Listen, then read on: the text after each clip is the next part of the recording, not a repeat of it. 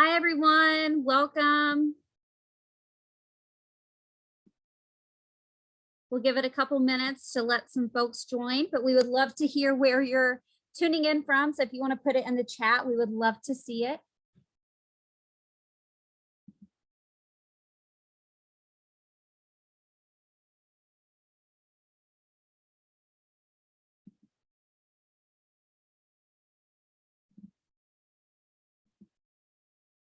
We have some South Carolina and Texas folks. Welcome.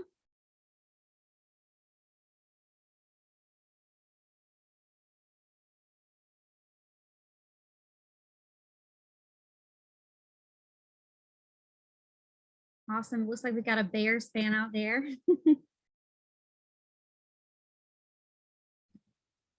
Great. And welcome from Chicago. That's where I'm at as well. We love it.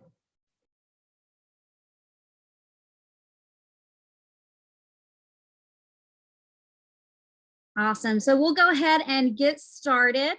Again, welcome everyone for joining today's March Community Hour. My name is Jenny Norris, and I'm the Members and Programs Coordinator at Converged User Group. If you're not familiar with Converged, or this is your first time joining, welcome.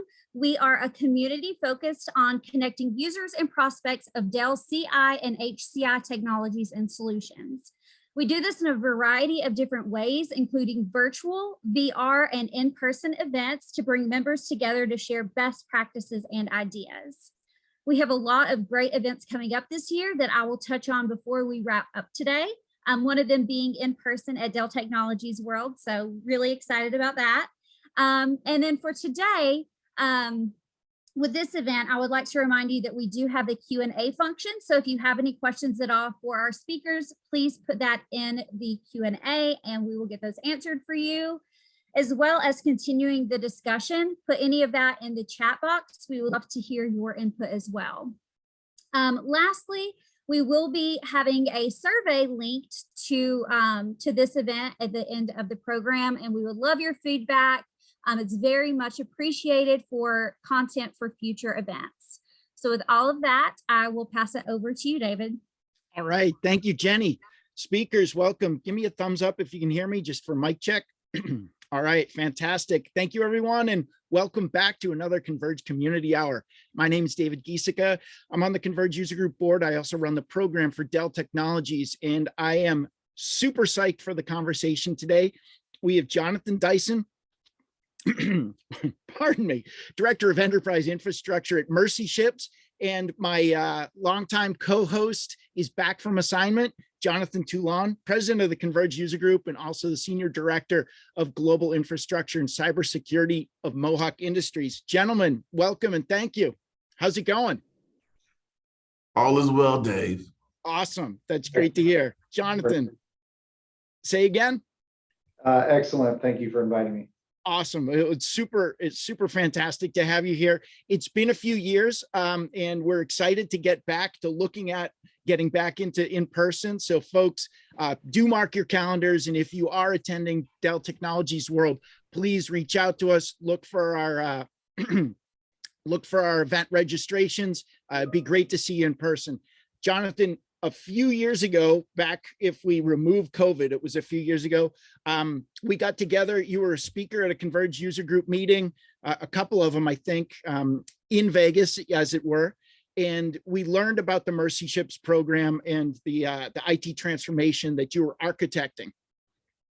It's fantastic. We fast forward a few years. I've been watching it the whole time. We've been kind of in touch throughout all this weirdness.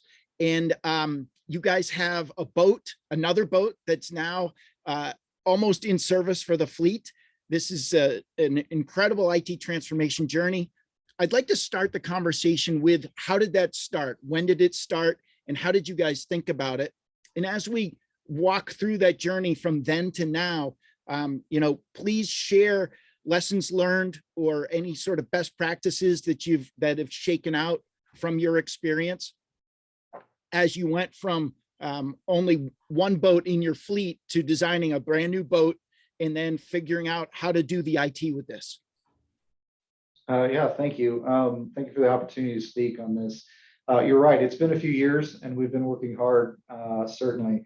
One point of clarification, because if anybody in merchant ships asks or sees this, they're going to make sure that I pointed out that these are ships and not boats. So I'm sorry. Yep, my bad. I shouldn't have known better. It's a cultural thing. So Understood. no, My bad. it's no, it's completely fine. But as far as where we were and where we've been going and where we're at now, it's been an incredible journey. In talking about technology transformation, it's been major for us because it's gone across the board. All the technologies that we had have been touched along the way. When we started this effort in 2016, looking at the data centers for the new vessel, the Global Mercy, we had kind of this blank canvas to look at of what did we want to put in there, how did we want to do it. But we also had the Africa Mercy already in service. We had a data center in Texas, and so we were thinking about how do we take and figure out what we need to do for this new vessel, as well as how do we retrofit, if that makes sense, the other locations and bring them up to speed, because we had a lot of aging technology at that time as well. So when we started looking at the technology that we wanted to put in, and we said, how do we do this holistically? How do we have a fleet mentality, if that makes sense, going from one vessel to a second vessel? And so we went through, as you said, the last few years of figuring out what technologies we wanted to put in place, staging them, building them out, shipping them to China where we were building the vessel, and then ultimately getting those installed. And the Global Mercy then sailed out of China in the middle of last year towards Antwerp in Belgium, where we spent a few months installing different equipment, turning on equipment, configuring it, changing configurations that we had set a couple years prior while waiting for the vessel to be delivered, and getting all that up and running. And so now, the vast majority of the technology is up and functioning. We've got a couple of things we're still working to work out, but we just finished taking the vessel to our big PR event that we wanted to do to unveil the ship and show it off to the world in Rotterdam in the Netherlands. And now she is on her way to the Canary Islands, where we're going to finish up some of these last couple of projects before we take her into Africa, into Senegal for the first time. So we're pretty excited about that. She's going to come alongside the Africa Mercy, which is just recently showed up there a couple of months ago as well in Senegal. That's awesome. And you guys, you started the journey looking at HCI, and then you figured out that VxRail was how you wanted to do this, and then you standardized on VxRail and some other Dell Technologies products. Talk to us about that thought process and the decision. Yeah, so we spent a lot of time in 2016 really looking at, like I said, the data centers and what we wanted to do, and looking at hyper-converged and the future of where that was going. We landed on that being the concept for how we wanted to design our data centers on board. And unlike some organizations, being a nonprofit, we don't have endless funds to go and do a lot of proof of concepts. We also didn't have a lot of time either on our hands at that point, or at least we didn't believe we did at that point. And so I spent a lot of time working with other organizations, talking to them about their implementation process for other products, Cisco and Nutanix and others, just really trying to narrow down what we needed. And so when we made the decision, comparing all the vendors and the products that they provided, it was based on a couple of factors. But probably the number one and driving factor, outside of just liking the technology, as it sat, as it was pitched to us, the VxRails, was the kind of the Dell brand and the Dell's historical support. So we've been using Dell for a long time. In my career, I've used Dell for a long time, and we've always been impressed and be able to rely on their support. And why that's so important for us is when we are supporting data centers in vessels off the coast of Africa, a new and startup company maybe is a bit of a gamble for us on getting the support that we need, getting, you know, hardware replacements and things of that nature. So that, coupled with the longevity of the organization, how long they've been around, the reliability, stability, those are very important decisions for us as we were looking at the vessel in 2016, knowing that it was going to be at least a couple of years before that vessel was sailing into service. And as we can see now, you know, it's been even longer, and it's been very fruitful, that decision, because we've been able to lean on Dell and support and the contracts that we've had to be able to continue to upgrade that hardware as we went online and live with it at the end of this last year. So Awesome. And standardization, you guys decided to standardize. You've got the 2 data centers on the vessel. right. You've got 1 data center in Texas headquarters. Correct. And then you've got this, I'll call it brownfield equipment on Africa Mercy. Is that fair? Correct. Yes. Each vessel has 2 data centers. So the Africa Mercy is running off of Power Edge and some sands that we have there. You know, as we looked at, one of the other thoughts is, as we looked at the technology that we were going to pick, we, as I've mentioned before, we're looking at, you know, what we're doing on the Global Mercy, but how do we then look at the Texas data center and the data centers on board the Africa Mercy, and figure out what it is that we need to do across the board, that fleet mentality. The reason for that, that's most important for us, is, you know, we have a support model where we have some IS, we call IS or IT service desk people on board. They're volunteers, they're crew, they rotate in and out. Some of them have been around for a long time. We've been very blessed by them. But keeping up the level of skill set that we need to maintain. And JT, did we lose him? We did. Okay. Well, while we wait for Jonathan to come back, and it's always, there's always things. Right. JT, talk a bit about, you know, you've known Chris Gregg, who used to be Jonathan's boss, from a couple of years ago. You guys had some deep conversations on this stuff. Listening to Jonathan here, what are your thoughts, and then share some other perspective on these thought processes and opportunities? Yeah, I mean, they thought about it strategically, right? What was the best option for them, and the most cost-effective one, but also the ability to scale out. Oh, he's back. I am back. I was just in the middle of switching to another device here. Oh, no worries. Well, welcome back. We just threw it over to JT to weigh in on some of the things that you were talking about, and the thought processes. Sure. But yeah, it was, you know, they figured out what problem they were trying to solve. One is, how do I maintain the level of IT on a ship, not a boat, per Jonathan, and allow it to be resilient as well. So 2 data centers, you think about it, you put 2 rails on a ship, it gives me some level of high availability.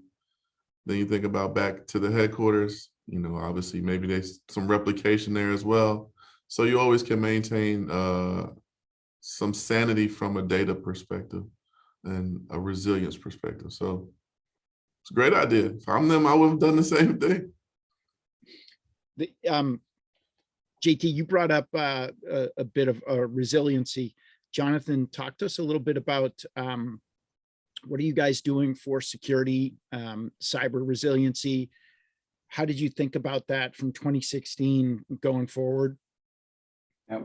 Yeah, great question. So resiliency, cybersecurity, as well as, you know, longevity, business continuity, and things of that nature are an undertone of the decisions and designs that we're making. So, you know, it's kind of interesting. We not only did security by design, but we also added additional levels of security, if that makes sense, with 24/7 SOC monitoring and things of that nature. But the security and the resiliency was built into our design. So the data centers are highly available. So we've got 2 data centers in an active model. And we've done that down to the network and the WAN level, even with all of our network and whatnot. We could lose a full data center and still remain online. So that's been part of our design across the board.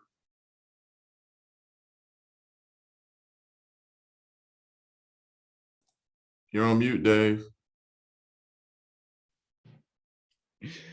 It's happy St. Patrick's Day. How does that work with so you've got your vessels out in the field or kind of on the edge? How do they communicate back to your data centers, and how is that different from what a standard someone like JT who might have manufacturing plants scattered around the globe?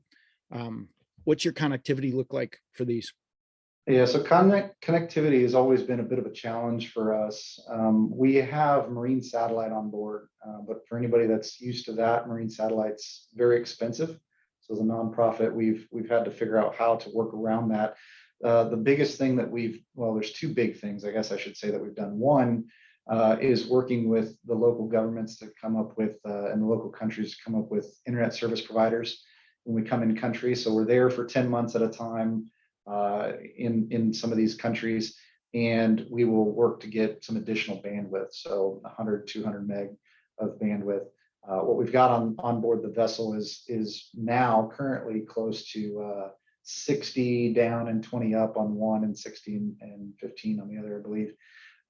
And that's not always been the case. When we started this whole process, we had 2.5 and 2.5 on satellite, and we didn't have anything local. So it's been a huge change to focus on that and spend the time and the effort on getting those local contracts and things.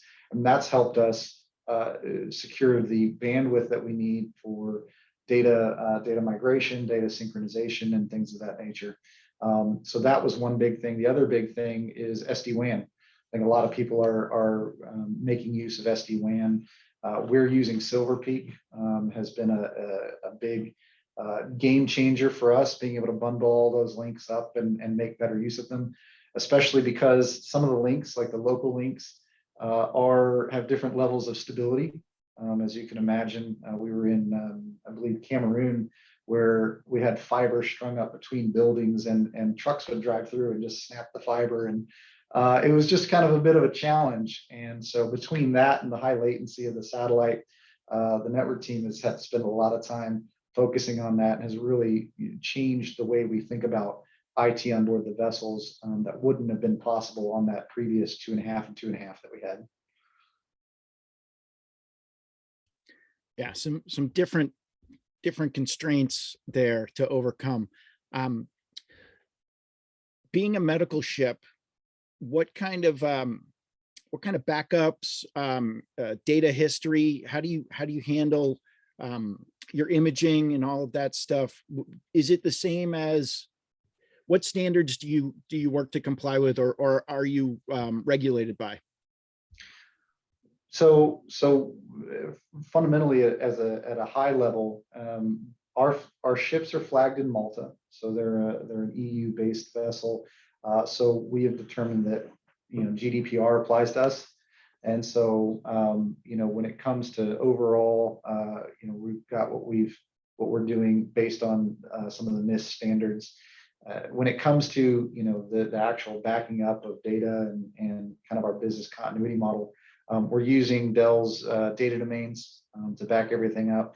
And so we've got multiple backups. As you can imagine, what we're doing with servers between the VxRails and that piece versus backing up data on the isolons or other sands, and those are going different places depending on where they are. So on board the vessels, one will go from one data center to the other data center and back that up. Very little comes off the ships currently, because of some of the GDPR regulations that we have, and some of the bandwidth limitations that we still have. But our data centers in Texas, we're making more use of the cloud and backing up to the cloud in some cases. As far as individual imaging of computers and end users and things, we're making use of a lot of the Microsoft family of products around OneDrive and whatnot. Has been a bit of a game changer for us in the last couple of years as well. Great. We talked a little bit, I want to dig into a little bit more the standardization. I think your plan when we were talking the other day was to do VxRails on Global Mercy and then bring that into the data center and then retrofit, you mentioned Africa Mercy. Absolutely. Given that the timing shifted a little bit, what did you end up doing? And what lessons learned did you get from that? I think you said you swapped the build out or the deployment from, instead of Global Mercy first, you went to your data center, your onshore data center first. What did you learn there and how did you apply that? And how can folks, listening maybe take those lessons and apply that to future build outs? Yeah, great question. So a lot of the shifts or the major shifts, I would say, had to do with the timing of the delivery of the new vessel, the Global Mercy.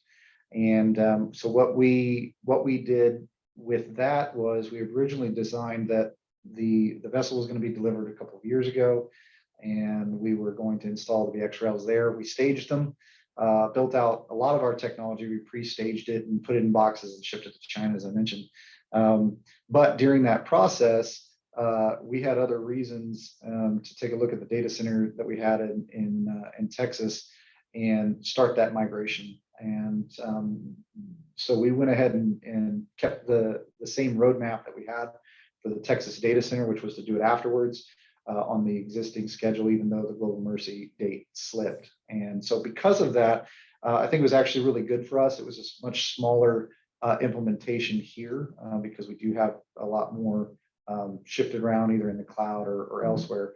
And so the implementation in our data center in Texas was smaller, and it gave the team a lot of hands-on to be able to do that implementation first there, and then take that to the vessels when it was, if I can say, crunch time to get it done at the end of this last year when we just really wanted to get this vessel completed. So I thought it was really good for the systems engineers that were working on that and their team to be able to implement that first and then move on to the on-ship data centers.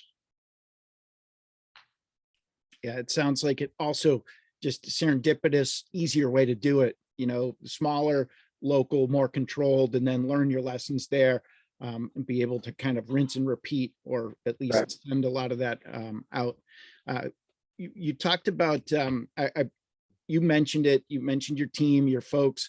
I'd like to dig into that a little bit more. I know this is a conversation JT and I have or circle back to all the time, which is the people side of IT. You guys are in a very unique situation where a lot of your IT folks are volunteers. And as much turnover as there might be in IT, you have a lot of turnover that you can't really undo. I mean, it's always going to be there. So with that kind of backdrop, I'll hand it to JT and ask him to kick off the conversation on the people side of IT. Yeah, so I think one of the big things is when you go to this type of platform, it's the upskilling individuals. And obviously you experience something vastly different than the average leader would. If I had to upskill volunteers, like, I don't know, every 3 months, every 6 months, I probably would be bald. But so I would be curious to understand what's your process on educating volunteers on managing the data centers that might be on a vessel, just getting them comfortable with the process. And what happens to those volunteers after they leave? Do they go get their jobs based off of what they've done on the ship supporting VxRail, or when you come back, do they come back onto the ship to support you? So just kind of talk through that, because for me, that's a really interesting piece to this whole concept for you all. Yeah, that's a great question. I think it was a bit interesting at first, for sure, and that's one of the areas where we really needed to spend some time, invest some time on standardizing around our processes and how we handle people coming in and out. When I first got here several years ago, the technology on board the vessel that we had, the Africa Mercy at that time, was in some cases very different to what we had in Texas. And the skill sets and the people, they did their own thing. And so was one of the things as we thought about the future and having a fleet that we decided we couldn't quite do that way. And so, what we've kind of morphed into over the years is a different support model in that we have service desk on board, and they handle, with some support from their team back in Texas, the endpoint management and things of that nature. So, computers coming in and out and all the other daily wear and things. And then we've identified key individuals within the team on board that get the opportunity to train a bit with the engineers that are easier to keep here in Texas long term. And so they spend time skilling up on the network side and the server side of things in order to be essentially our hands and feet and help us. And so you're right, we have a turnover on board total of about 300% across the whole ship in a yearly basis. That includes nurses and doctors that may come in for 2 weeks. But we could have anybody on the IT side of things for 3 months, 6 months, a year. We've been very blessed to have some people that have come in for 2 or 3 or 4 years. That's really helped us to kind of maintain some of our systems through this whole changing process. But that's been one of the issues that we've had to standardize, as well as the process of bringing people in, training them up, giving them the documentation that they need to be successful in supporting what they're supporting on board. Yeah, I need to talk to your onboarding and offboarding person. I need to pick somebody's brain because that just sounds crazy. But it also sounds like you have a really good process and a pretty good standards around onboarding and offboarding. I'm just thinking about it from a security perspective specifically. But I had a different question. We always talk about all the great things that we've experienced with VxRail, but can you give me an experience where it kind of didn't go so well, but what did Dell and you all do to kind of work through improving the process? Yeah, no, that's a great one. And it's a story I actually like to tell to Dell's credit. So when we did the data center in Texas and we went ahead and moved that forward, we installed some VxRails that we had, and then part of the process for staging the servers, the VxRails, and all the application servers and things in the staging facility before shipping the hardware to China, was to migrate all those application servers and keep them online until the physical servers got installed in China, and then we migrate all those application servers back. So what we wanted to do was expand the cluster at the data center in Texas to be able to support all those additional application servers. And so we purchased more hardware to expand the cluster, but getting those two clusters to merge was kind of a pain. We fought really with their support for a few weeks on a couple of things. One, different serial numbers for the clusters and whatnot, or cluster numbers. They had to work that piece out. That was more of just a logistical paperwork issue than anything else. But the other major thing that we had is, at that time, their support model, they were still figuring it out. And so they had a follow the sun model, and our engineers were sitting here for 24 hours in a day trying to get this thing functioning and working, and they'd get handed off to the next team, and then handed off to the next team, and they'd have to start all over with all the work they've been doing for the last several hours, and that got pretty frustrating. However, one of the things that Dell did is they had invited us to their customer advisory council, and because of that, we got to talk to Susan McKay, and who's the director of support over there, and she was really great. And they started changing their support model, and also training up their people, which was the other thing. Is most of the people that we talked to were PowerEdge experts, but not VxRail experts. And so they did a lot of work there to adjust their process and handing off from person to person, as well as training up all of their staff. And that, as we've gone to the global mercy now and had to get support, it's gone a lot better. So it's been good to see that change over time. How we all have very similar situations. I'm glad that you got it squared away, but it sounds like you have a pretty great support process now as well. So that's really good. Back to you, Dave. Well, and this was a few years ago too, right, Jonathan? It was, yeah, it was really, so I guess it was 2017. So it was pretty fresh, their process.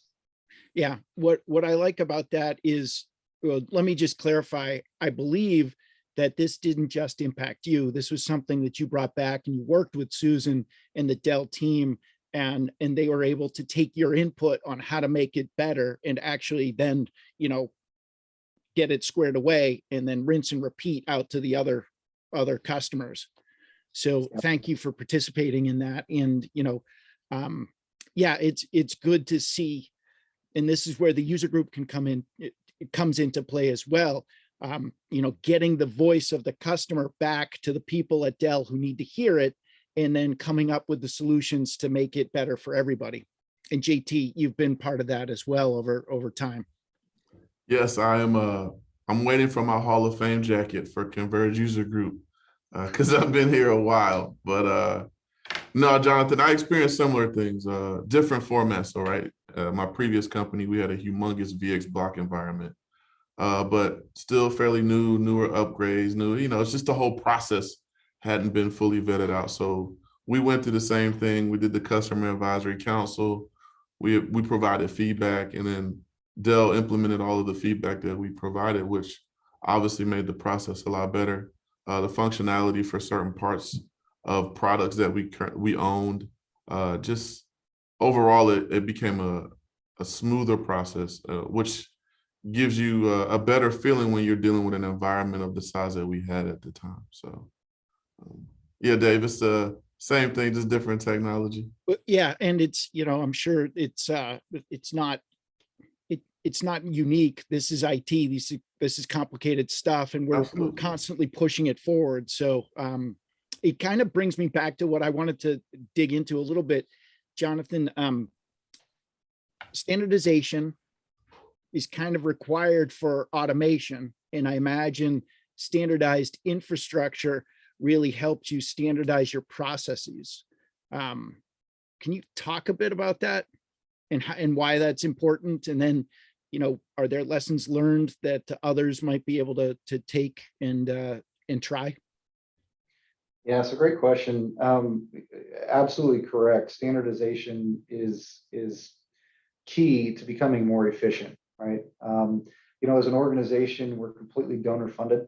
And so every dollar that we spend on bringing, staff in or contractors or statements of work to fix things that are really just something that's a broken process that could be fixed is a dollar taken away from some of these life-saving, life-changing surgeries that we're providing. And so, we really need to find all the ways that we can eke out any efficiency that we can with the people we have.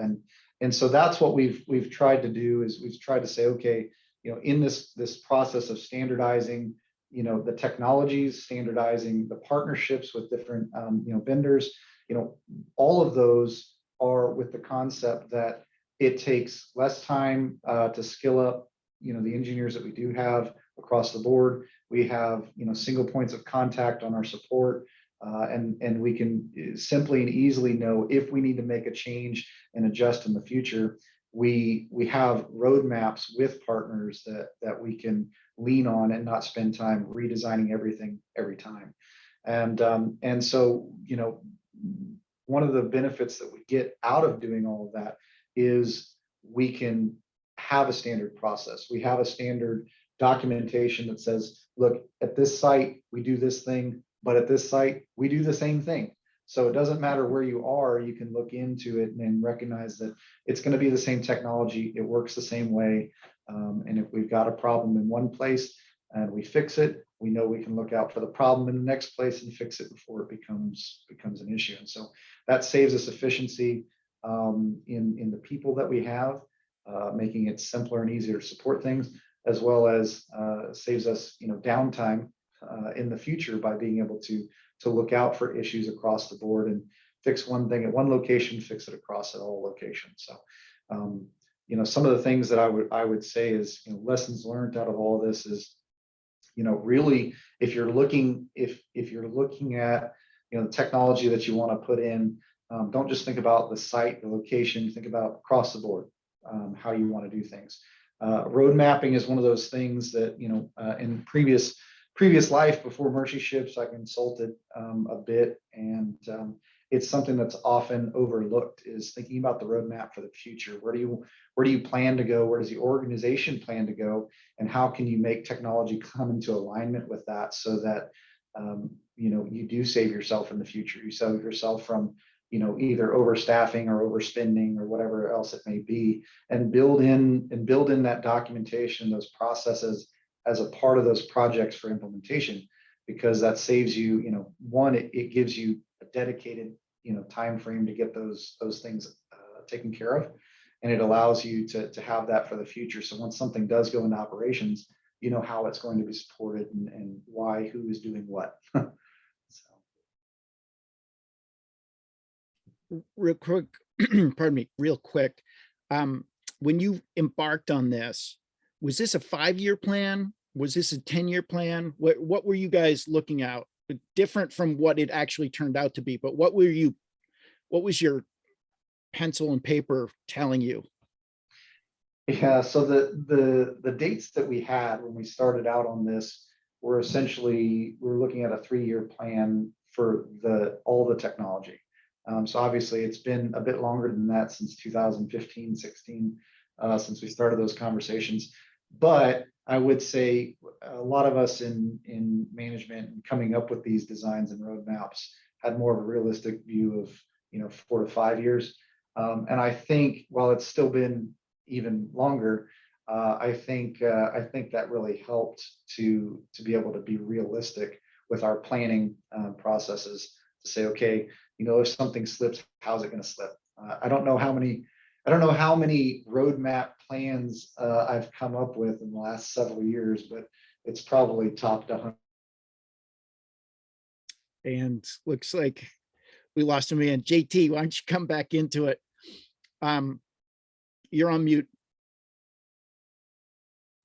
All right. And while we wait for him to reconnect, JT, is a 3-year plan, is that typical? Is 5-year? Like, how do you guys think about it? And how do the folks that you've talked to, the other great IT leaders that you engage with all the time, how do you guys think about it? I would probably say 4 or 5 years ago, 3 years was average, but I believe people have migrated to more 5 years. You won't see newer hardware, but you'll see more updates from a software perspective. So there's no need to change our hardware sooner than 5, because most of the time, all the changes will come from a software. I mean, at this point, hardware is a commodity, to be honest. It's the software that's overlaid that really makes the product that's why VxRail is such a great product, because the software is that good. But it's overlaid on top of Dell hardware, which is also pretty efficient and lasts pretty long time as well. So I think 5 years is in line with life cycle management in my eyes. Okay, that's how you guys think about it. Jonathan, welcome back. Sorry for dropping on you again there. That's okay. You got any storms moving through your area? We had that happen once. No, it's been windy for weeks, but okay. Well, this conversation's been fantastic. I think you guys are doing incredible stuff. You mentioned it a little bit. I'd like to give you an opportunity to kind of reiterate and let the folks listening know where Global Mercy's going, what's next for Mercy Ships. It's the debutante's ball, in my view, that you guys just went through in Europe, and that's super exciting. I wish we could have been there in person. This would have been a really fun community hour to do in person over on the ship. Yeah, no, thank you. It has been very exciting. So for those that aren't familiar with Mercy Ships, we're a nonprofit. We provide life-changing, life-saving surgeries to some of the poorest countries in the world, while at the same time coming and bringing programmatic change through our medical capacity building efforts. And so not only do we come in and try to help, but we also try to train up doctors and nurses and surgeons and help renovate some of local infrastructure in hospitals and things of that nature. And so, we're really, as we partner with different governments and ministries of health and things on the coast of Africa, we're thinking about ultimately, how do we partner with Africa to help make them able to sustain themselves. And so that's really our main focus and our main mission. And we use, of course, technology across the board to do that. As David, you were saying, we just did this, our debutante ball, our big PR event in Rotterdam in Netherlands. And of course, we wanted to do so much more. COVID kind of prevented us from doing some things, but it was really good. I mean, we had over 10,000 visitors show up and tour through the ship in person. And then we had some virtual tours as well, over 4,000 of those. And so it was really great for us. We had heads of state.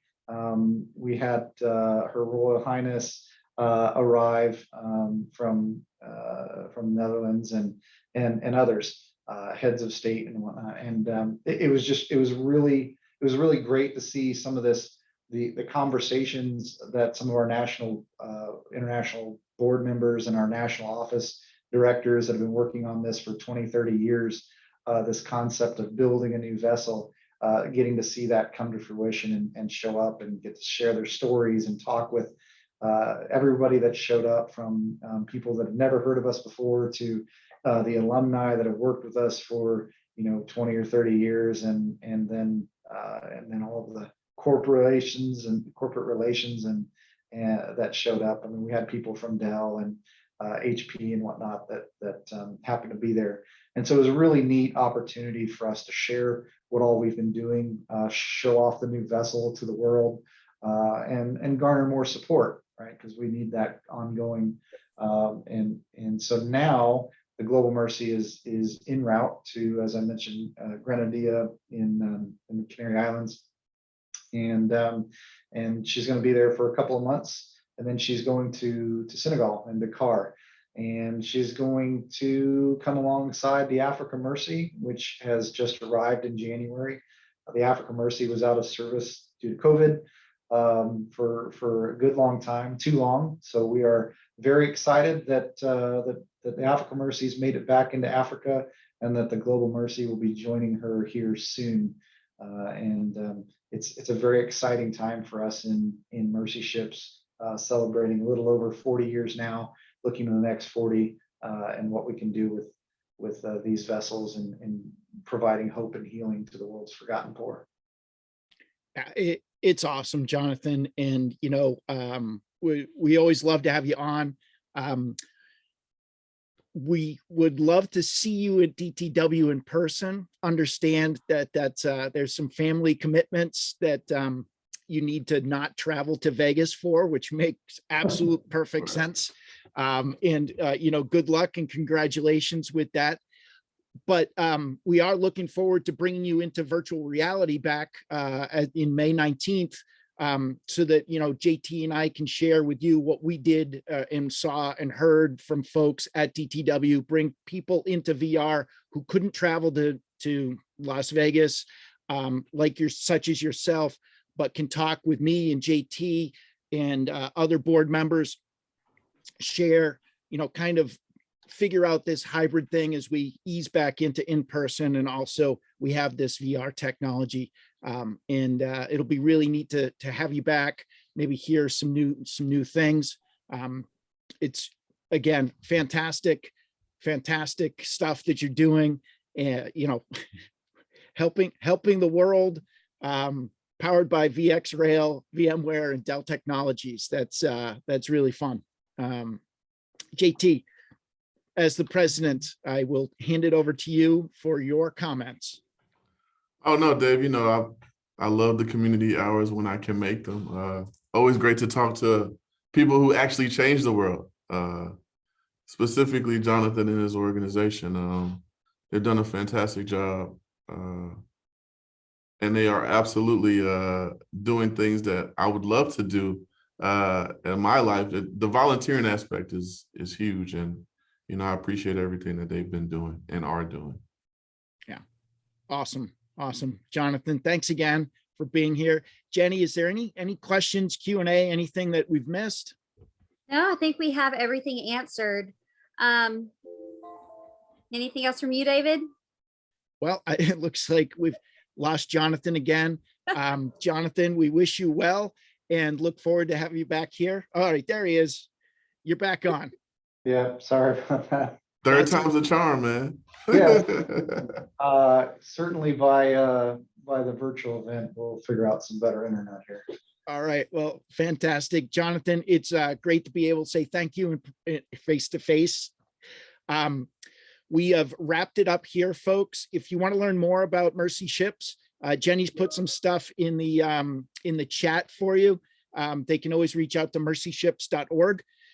And we'll have Jonathan back. So if you've got a VR headset and you want to talk to him in person in VR, mark your calendars for May 19th. You can check that out on convergeusergroup.com/events. If you don't have a VR headset and you want to see Jonathan, come back. We do a great interactive Zoom to enable the folks who don't have full immersion VR to participate. Those are really successful. For those going to DTW, please, again, reach out. We really can't stress how great it will be to see people in person again. We're really looking forward to that. We've got a fantastic program that we're putting together for Tuesday at DTW for the annual Converge User Group meeting. But please reach out to member services at convergeusergroup.com if you have any questions or you want to know where folks are going to be before the formal events. Let's get together and let's celebrate being in person together. Again, thank you to our sponsors. Jenny, I will hand it over to you so that you can read the list and make sure we get everybody checked there.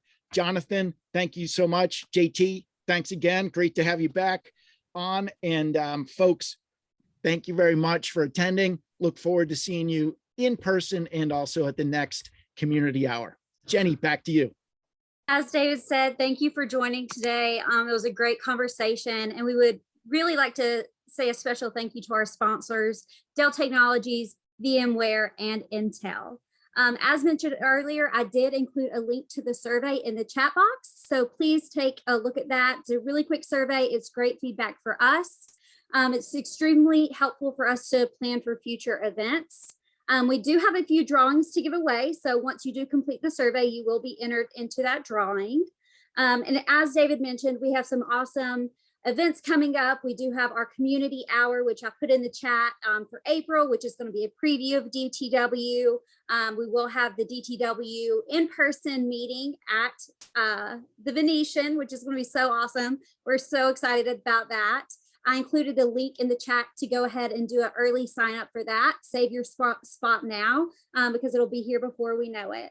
And then lastly, just reiterating what David said, we do have in case you missed DTW VR event in May, on May 19th, which is going to be really cool to check out. Be on the lookout in your email as well as social media for additional information and any other upcoming events that we have. And with that being said, if you enjoyed this program today and enjoy being a Converged user group member, we would love for you to share future events and future opportunities with colleagues and friends. We would absolutely love for them to join. And with all of that being said, from the Converged user group, we hope you have a wonderful day and thank you for joining. Thanks, everyone. Thank you all.